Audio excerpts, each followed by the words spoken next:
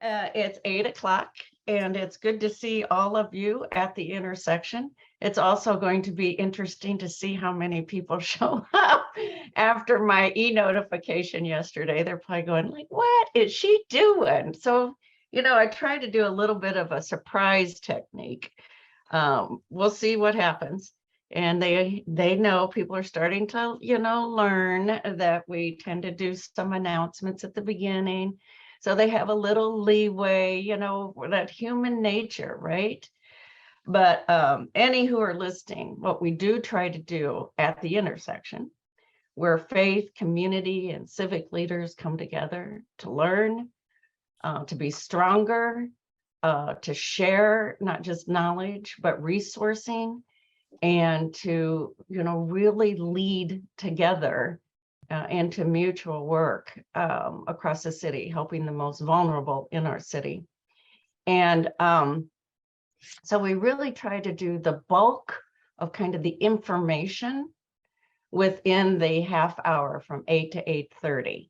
And this really helps those who, for all of us, planning our schedules and needing to get on a day, but you can pretty much pick up the bulk of it, the meat of it, before 8:30. And so that's a pretty good thing, that you can get something meaty in 30 minutes, and you can pick up one thing, 2 new people you'd not met before, or a network that could, change all of what you're doing. And we have been able to change the things. One thing I wanted to show you this morning in the share screen before we get going. I'm very excited about this. As I've learned to say in tech production, this is a work in progress, but this is the dashboard that's developing for the mutual work that we've been doing. But this dashboard is within the city structure. So you should know that. I mean, it's open to the public. I don't know exactly publicly how to find it yet. I learned a new term from one of our presenters today. I'm high touch technology, but low, what did you call it, Mark? High touch, low tech. Yeah, but I'm low tech. Touch it a lot, but I'm low tech. But I'm very excited that there's this dashboard, and a dashboard, for those who don't look at dashboards, but it kind of sums up rather quickly the outcomes or what's growing and developing. Over here, you'll see in the blue, this is intersection participation over the last year. So you can see it here. This was when we did it all day at the intersection, and that's why it's higher.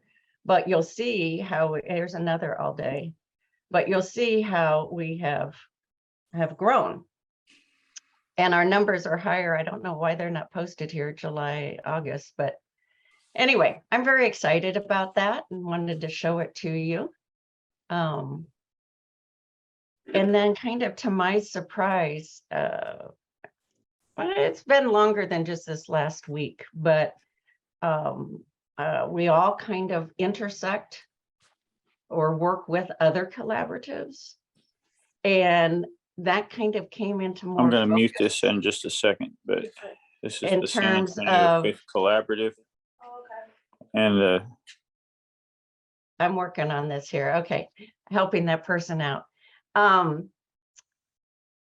So I've kind of encountered this other collaborative that I want to highlight today, because when I got to know it a little bit better, and I said, so how was it organized? And the response was, well, we self-organized. I'm like, wait a minute. And I know that's true, but I think it's important for all of us to note that we can all do this work, and we probably all are doing this work. We're organizing collaboratives. And so before we take a look at that, I do this collaborative that I want to highlight this morning for all of us to learn from. I do want to look at a little piece of mutual learning. I've mentioned recently in the past that current research, and if you haven't taken a look at Templeton Foundation, that's Templeton Foundation, And I think they're faith-based out of Great Britain, but they have invested a lot of research dollars in recent history to look at why the human species still exists. And it's not survival of the fittest, they have found, it's collaboration. And also, what then does that collaboration look like? And then how does it impact our world? And so we should be able, if you've been a part of at the intersection for a while, you should be able to recognize this diagram rather easily. So what that research has found, or they're in their individual groups, we're going to hear from kind of one of those this morning. Plus, when you have groups of groups, so we can just call those collaboratives, right? Groups of people working together that become more aware, that's what we do at the intersection, and build relationships, that is exactly how our culture grows, changes, modifies. And it's this, what they call the pro-social. We are social beings, and when we lean into that social kind of agreement, that is how we end up looking and working the way we do. I thought this was a really helpful diagram to look at. So today, more than enough said, I want to introduce you to Mark Wittig, and some of you probably know Mark. He's been very busy also organizing, self-organizing, coming more to this. Thing about Mark too, if I ask him to show up for something, I think Mark would be interested in this. He shows up, and that's 100% of this work is showing up to it and being present to it. So I'm just gonna lob it to Mark, and he's gonna tell us about his self-organizing, and it's him and a team. And I want to invite everyone, while we're listening to Mark, to think about other collaboratives that you know about in your life, other beyond the ones that we talk about generally here at the intersection, to think about those, or to think about maybe a place in your life and in your work where a collaborative, if it's not formed, might be incredibly helpful. And then to listen carefully to Mark and how that was organized, his collaborative that he's been working with. So to learn from it, we're going to learn about it, but we're also going to learn from it. So Mark Wittig, it's all yours. Thank you, Anne, for letting us talk about the executive book review. I'm going to open up a little bit, and then we're going to go to Malcolm Kuhn and then Anna Downey, and then I think we may have a member or two who may speak as someone who comes. So I was part of an executive group, they meet once a month for half a day. There's a ritual. In the ritual is a book review. This is pretty standard. I found the book review is like somebody playing with a pearl necklace, and the pearls were just all falling on the floor. It was just going way too fast to be able to ask questions and to dig deeper on something that sounded like it was meaty. So after many years of frustration, I asked the CEO, Peter Brawler, said, Peter, what if we take this one slice and take it on the road? So in January, in 23 will be our 9th year. And our next meeting will be October 7th, and it'll be our 326th event and our 198th book. To explain the name Executive Book Review is, we believe that all of us are executives of our own lives. At the end of the day, givers, and I think everybody on this call is a giver, there's a shadow side to givers, and that sometimes is we don't take care of ourselves. We just give. So the book review allows a structured basis when you can make it to come and receive. And there's nothing like mental oxygen and being around lifelong learners to replenish your soul. So that's sort of a couple other things about our entity is that we're a guilt-free organization. If you come every 6 months, we're glad to see you. So you come when you can, when the book inspires you and your time allows. We have a 3-legged stool promise, and that is you'll learn from the presenter who's marinated the book, By the way, you don't have to read the book. That's why it's not a club. You will learn from the group discussion and you will meet fellow lifelong learners. And there's something special about a lifelong learner. You're just so much more approachable. And so it's very rich. So when we do a book review, we have a presenter. We do a little breakouts a couple of times during the book review where we talk in 3 or 4 or 5 together, talking about what stirred us about what we just heard. So we do get our hands dirty. One of the pillars of our executive book is Malcolm Kuhn. So Malcolm, would you take over? Sure, I'll be happy to. Thanks, Mark. So I got involved with Executive Book Review. I guess it was about 5 or 6 years ago. They were already up and running, but Mark was giving me a ride back from Houston after a meeting we had both been attending, and we were just talking, and he asked me if I'd ever heard of the Executive Book Review, and I said no, and he told me all about it, and that was the beginning of the end right there.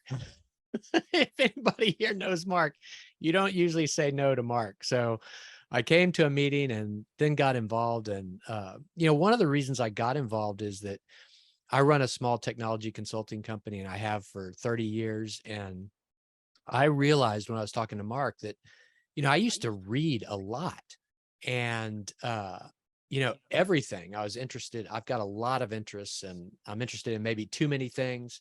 And Mark, in that conversation, I realized, I kind of fell out of the habit of reading books. And so I thought, well, this will at least make me accountable to start reading books again. So I started presenting some of the books that I was reading, and I learned something every single session I attend. And the thing about Executive Book Review, it's not a book club. You don't have to read the book. There's about 12 or 14 of us on the faculty, and we read a book. And when I read a book, I listen to it on Audible several times. I do notes, I create a handout, and that's what all of our faculty do. We basically own that. I feel like if I could have written that book at the end of it, then I can communicate to you the pearls of wisdom in that book. And, through Mark's help, that's really what he taught me to do, and what Peter Broiler taught me to do. So I'm just following their example. I'm going to try to share my screen here real quick. We've got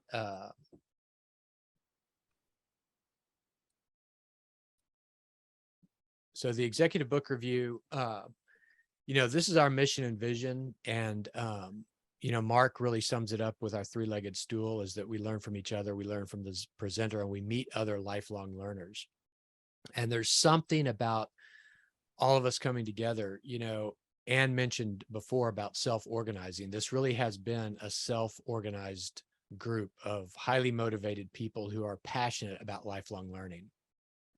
And we have, as Mark mentioned, we've done 325 events, and we're inching up towards our 200th book, which will happen. I'll tell you in a minute when it'll happen this year, so you can be there if you want to for the celebration. But it really is about who we develop ourselves as people. And also, Anne mentioned at the beginning about it's not survival of the fittest. I reviewed a couple of years ago, I reviewed a book by I think it's Yuval Harari, called Sapiens. Many of you have probably heard of it. It was a bestseller. But one of the key points in that book that he brought forth was, we survived. What got us to the next level as Homo sapiens was our ability, our brain's ability to grasp storytelling and come together and tell each other stories, to learn from each other, to create community. That's what has us survive as human beings. And, it's little pearls of wisdom, as Mark calls them, that I get out of almost every time we have a faculty member present a book. I walk away with just something that kind of shifts my thinking just a little bit. We have regular monthly programs. We do a first Friday and a second Wednesday. The first Friday's in the morning, the second Wednesdays in the evening. And it's really a great opportunity to come together and meet other people who are also passionate about learning. And, developing themselves. You know, it's I didn't say this, I can't remember who did, but you know, we don't develop ourselves in a vacuum. I mean, we could sit in a room and we could read a book and we could get some knowledge, but to really develop yourself, it takes a community, and to surround yourself with a community. We also do special programs throughout the year. So we'll have done 4 of these this year, and next year we're planning 6. These are evening programs. They usually last a little longer, usually 2.5, 3 hours. This October, on the 20th, we have 4 amazing women who have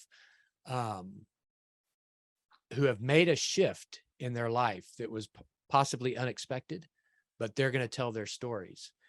And, you know, it's a great example. Another thing we do a couple of times a year is Moth Radio stories. If anybody has listened to Moth Radio, I love Moth Radio and the stories, because they're so human. They're about all of us and just what we deal with being human.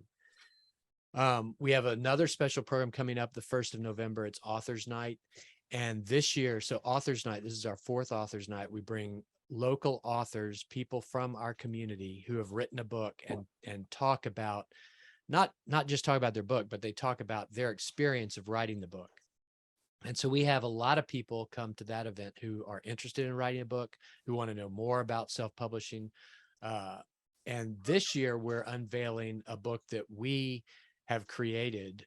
It's all about lessons of lifelong learning. And there's 5 or 6 essays in this book that have been edited by another faculty member, John Knotts.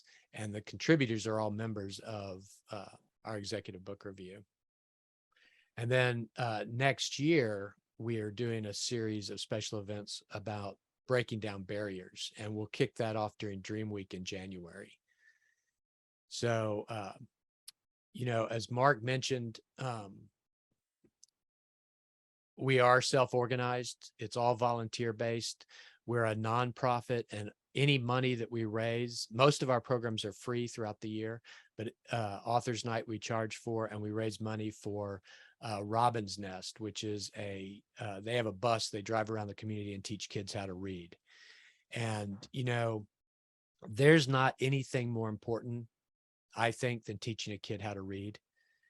If you just, I mean, you could just close your eyes for a minute and think what your life would be like if you couldn't read. None of our lives would be the same. You wouldn't have the stories you have. You wouldn't have the knowledge you have. You wouldn't be the person you are today if you couldn't read. And, you know, one of the things Robin shared with me is that in the state of Texas, in our wonderful state of Texas, where, you know, we do things our way, right? We build prisons based on 3rd grade reading level in that area. Now that's crazy. It's crazy to think that it's cheaper to build a prison to keep people in when they get older and turn to a life of crime than it is to teach them how to read in the 3rd grade. It's absolutely nuts. But that's one of the reasons I'm passionate about supporting Robin's Nest and the work that they're doing.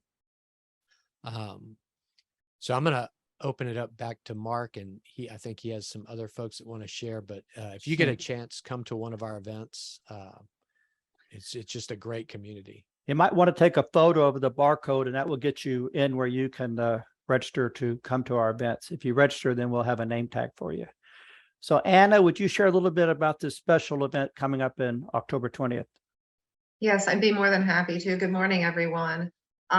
Before I share the event, I do have to say I'm fairly new to the executive book review. I just took Mark's word for it and decided, even though I had to work maybe 10 or 12 hours that day, and that I'd try it out. And I really would encourage you to attend either virtually or in person, because you do come as you are that day and whatever's on your mind.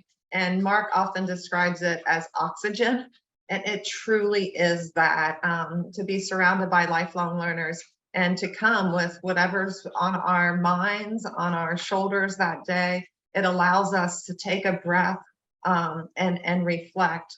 and true learning we can't evolve unless we reflect. And so that's my quick takeaway of only attending, you know, a half a dozen of these. So 2 thumbs up to Mark and his team. It's an outstanding collaborative.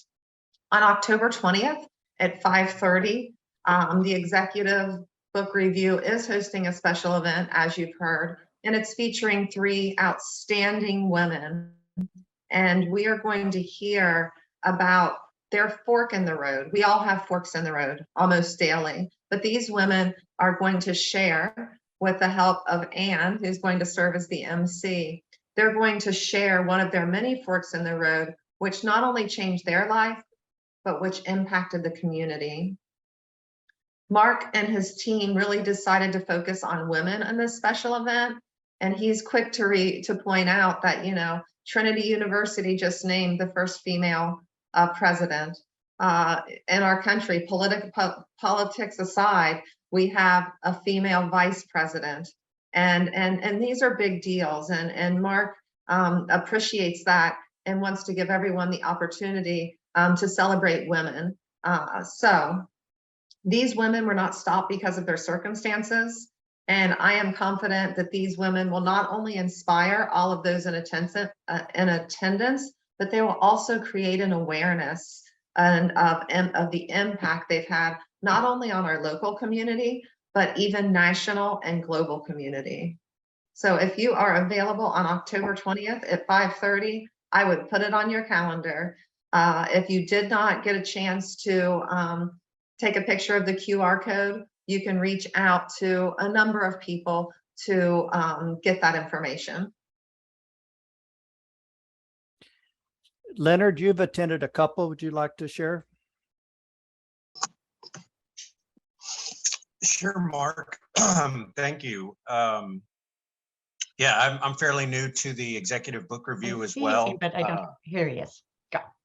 Yeah, and have enjoyed my exposure to it to the extent that Mark's recruited me to help expand it further and grow its reach. And everything that Malcolm had mentioned is absolutely spot on with the Executive Book Review, and I'm happy it discovered me and look forward to providing back to it. So, and I did want to mention on that note that my mom, she recently wrote a book and was published and is doing her tour. So this fits many parts of that network that Anne was talking about earlier. So I encourage more to be a part of it, especially given the lifelong learner aspect to, I think, each of us. Thanks, Mark. Thank you, Leonard. So it's executivebookreview.com. That's the website. You can see the books we've already done. You can see the upcoming. You can register right there. It is free to be a member. Some members get a lot out and choose to donate because there are expenses, but the entity is free. And thank you for helping us to promote it. And love to see some of y'all come on the 7th. The book we're doing is Upstream, and basically it's ahead of all the tigers that are chasing us. And Judy Zimmerman, the principal of RPK Architects, is presenting, and she's a very enthusiastic presenter. And so if you'd like to be around some fellow leaders, this is the place. One of the things we do organizationally, Anne, is that the leadership meets every Monday at 5:30 for a quick check-in and see how we're doing. We have a monthly board meeting with includes the faculty and other people who want to be active. So that's how we keep structurally looking for ways to improve. So thank you very much. It relates a lot to like all of our collaboratives that we've been talking about. And Billy, I'm going to ask if you would, in fact, I'm going to show it because sacred.org has been, as many of you have been with us a long time, gratefully have been running our empowering at the intersection. And what was I going to say? Because it was important. escaped my mind, right? I do want to show though where, oh, I know what it was. I wanted to show you this link because this is where all the collaboratives, the recordings of our times together, you can find them, you can watch them if you missed one, you can use them when you're working within community and other collaboratives. If you want to show folks that you lead and serve, something that came up, some information, you can go back to these. So thank you, sacred.org, for doing that. And so today's will, show up there as well. But what I wanted to kind of repeat from what Mark just talked about is that you could look at the model we've heard today, and I've gotten some of that picture, right? We can't really get the whole picture until we jump into it, right? But it's a lot like the intersection. People coming together at no cost other than our own lives, which is the greatest one, right? The greatest cost. I do work, as we all do, I do work with other team efforts, somewhat collaborative, mostly, I hope collaborative, but there also is generally like a dollar amount that goes into other work. And that's important. I'm not writing that off, but I think that the research shows that when we bring our lives into some effort and our commitment, our passion, that's the kind of the greatest fueling power into our growth and movement as a people, and that all are welcome in. That just sidebarred in my head, but we're not going to go where my sidebar just went in my head. But how this is exactly what the research is showing, how we grow, how we develop, but also the research shows us it's how we heal. So I had there's so many overlaps, and I just went ahead and put them into chat of the work that we're doing, like the Story Community Collaborative and the new San Antonio Story Portal. And why that's there was not just a good idea of, hearing about those stories of San Antonians, but telling them and hearing them and finding them. That's how humans heal as a collective, as a people.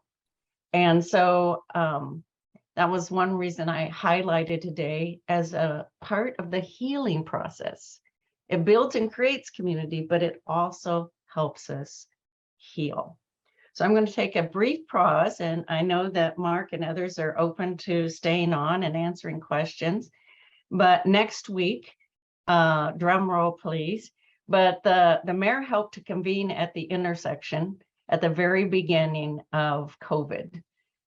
So way back there, and the number of times we have met every Thursday except on Thanksgiving Thursday. We have met for the last several years, but the mayor will be with us next week. The fiscal year in the city runs October through the end of September. So we're knocking on the end of September, right? The end of this fiscal year for the city. He's going to be with us next week, and he's going to be sharing with us from his vantage point the top 10 game changers that are happening in our city and how he sees that movement. So I'll send out the notification, but I encourage you to come to invite your colleagues and your networks, because we're going to get it straight from the horse's mouth.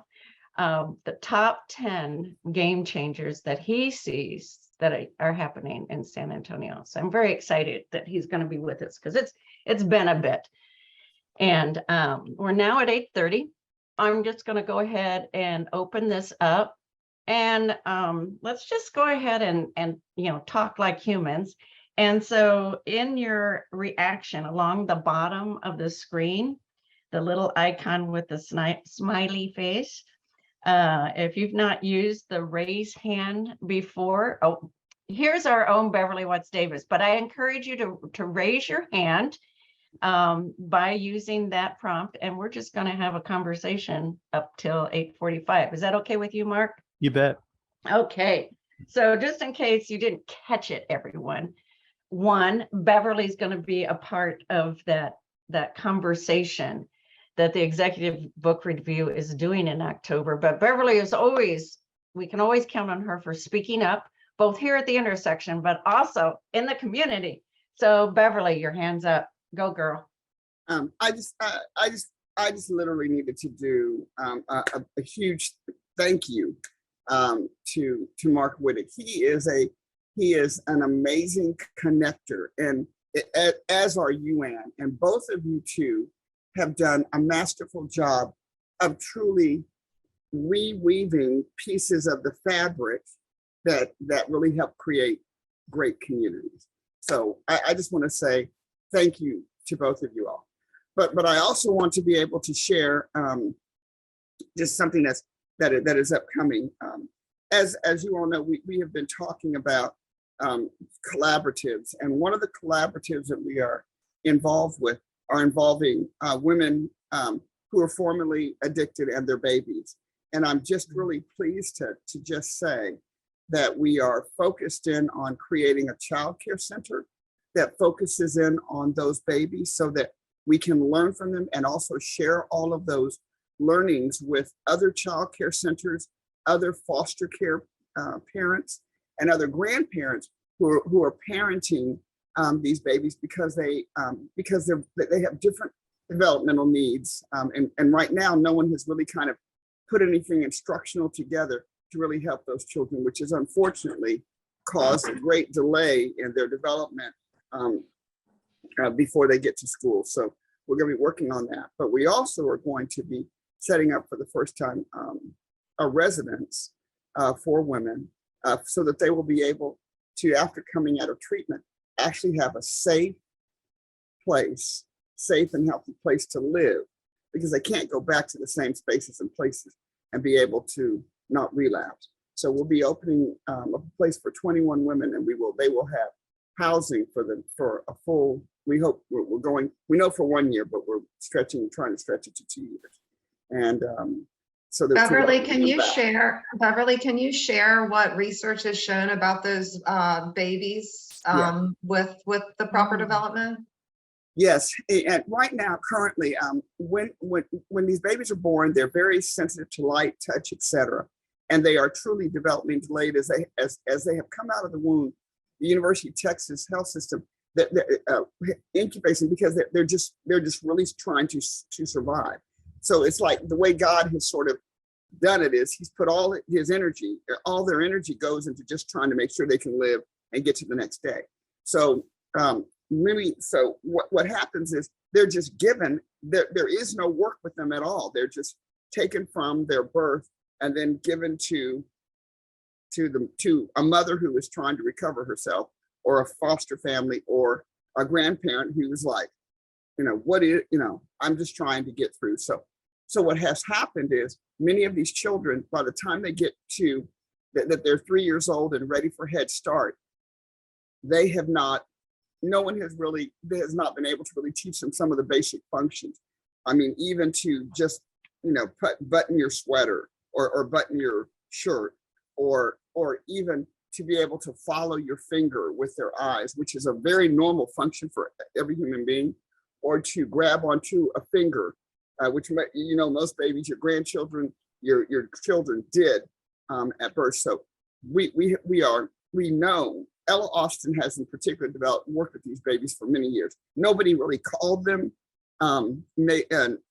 drug exposed babies. They just didn't say anything about them. And so people have been trying to, but over Ella's 40 years of childcare, there have been things that they have picked up. So we're working directly with the University of Texas School of Nursing to actually develop the tools and the skills and the things that people can do to really help the learning of these babies from birth to the time that they are ready for pre-K.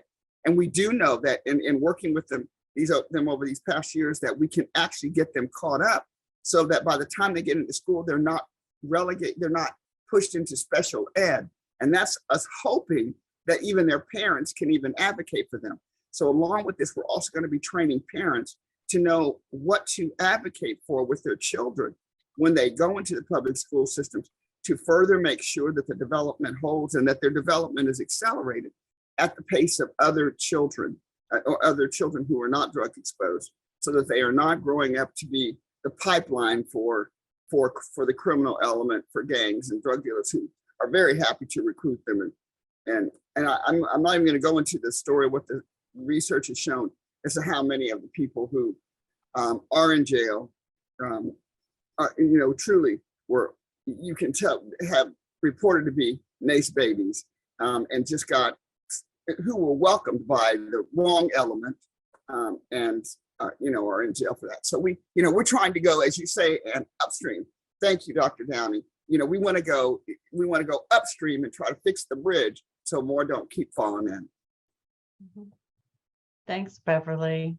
Again, I want to encourage people to go ahead and raise your hand in chat if you have questions, but I did just put something in chat because I know that what Beverly's talking about is a collaborative effort, right? Underneath what she is talking about, that's how it's coming into being, people working together. We normally, I think, have talked about that in terms of like teamwork, and it is teamwork, but I see it just a little bit deeper. There's strong commitment within a collaborative for the greater good, right? And anyway, I've invited everybody in chat to, if you know of other collaboratives that you're a part of or not even, to even name those in chat so we can maybe be aware of them or see where they all intersect, right? And that we can celebrate that kind of collaborative work. I mean, the U.S. Surgeon General's office has taken note of San Antonio as being like the growing edge of collaboration. And so we have formed a really strong partnership there because they have noticed our intentionality, and they also know the research behind that and its effectiveness. So Mignon has her hand up. Good morning, everyone. In terms of, we're talking about collaboratives, as many of you know, the Interfaith San Antonio Alliance and the Source of Light, the Soul Center, will be having a collaboration on October the 3rd, which is Monday, and it's called Faith Lifts. And it will be individuals telling their stories of faith, everyday individuals. And our own Officer Doug Green from the San Antonio Police Department will share a story, will be a storyteller. Mehmet, whom is, I think might still be on the line, but is a board member of ISAA, will be sharing his story. And Dr. Lupita Nath will be sharing a story. So it's from 7 till 8:30 p.m. I don't have a link to put in, Ann, and I know you're going to ask for that. No, I do. I have a link and I can Okay, great. find Thank it. you. But that is a collaboration that has come together. I remember early in the pandemic, some of us from the intersection and some of us from ISAA, we put together a book review and we read White Fragility. And that was a collaboration that came from this intersection meeting. So again, I echo what Beverly said, and you are an amazing connector. And I saw a new face on the intersection this morning, Ms. Denise Trawick, who is a member of our church, and I was really excited. I think she's here in the capacity of her job, possibly, or school, but I was excited just to see a new face on. So keep doing what you're doing. Thank you. Well, and Denise, and this is how this works. I just did a little backflip inside, woohoo, kind of thing, because Denise is working with the Story Collaborative as her work study out of Alamo Colleges. I did not know she was a part of your church. So we all know in collaborative work how we're not a small city. We all keep saying, oh, it's only in San Antonio, we're all people connected, right? Well, when you're working collaboratively, we are all connected.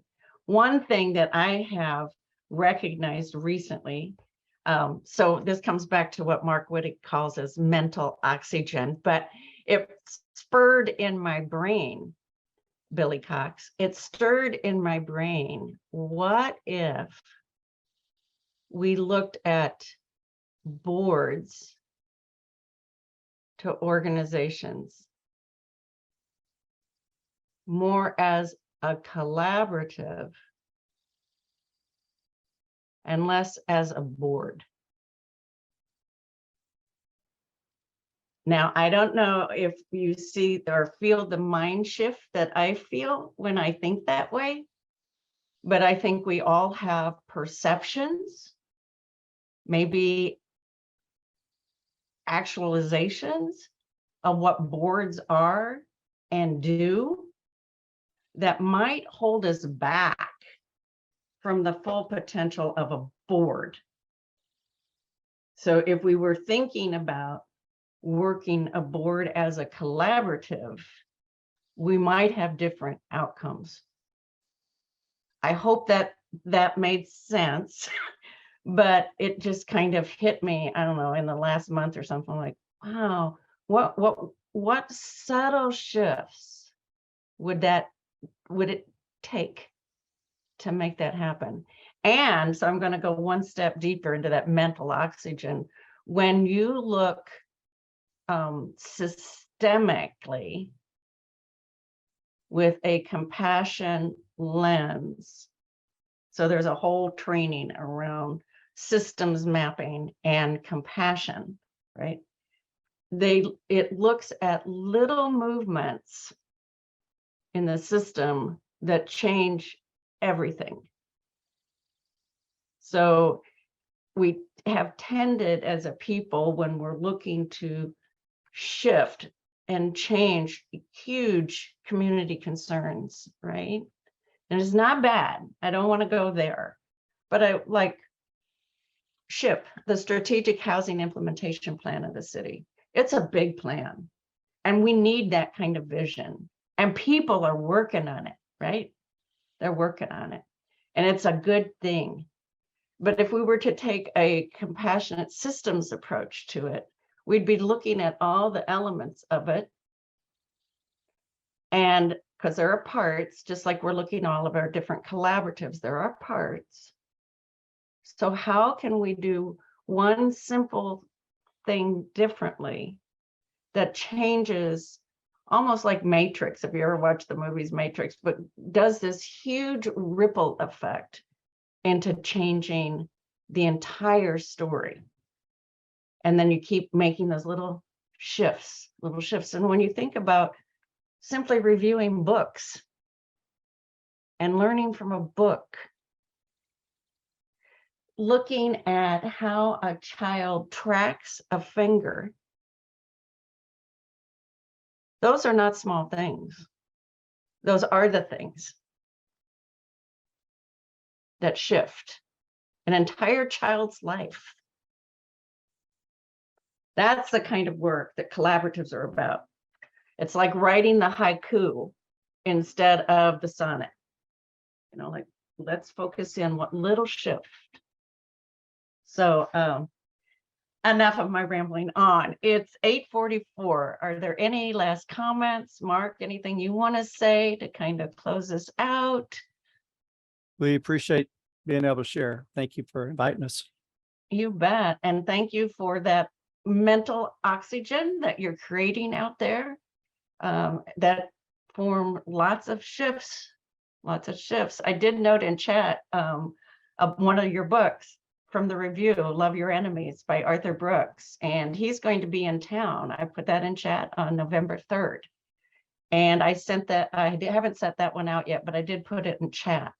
So you all might want to look at going to that. HEB Family Foundation is bringing him into town. So I've asked them if they're also going to do it virtually, because they said that seating is limited, but I think more people could possibly attend if they're able, you know, if they reach the limit of RSVPs, could someone still benefit? So I'm going to leave you all there. It's been great seeing you at the intersection this morning to say howdy. How you doing? We are doing. thank you, everyone, for all the collaborative work that we're all doing in this world. I know there's not one person in this mix who's not showing up. They're showing up because of their commitment to a more compassionate San Antonio. So thank you for your commitment. Have great weekends. Looks like it might be a pretty day. And we'll see you next week with the mayor at the intersection. Take care. Thank Bye. you.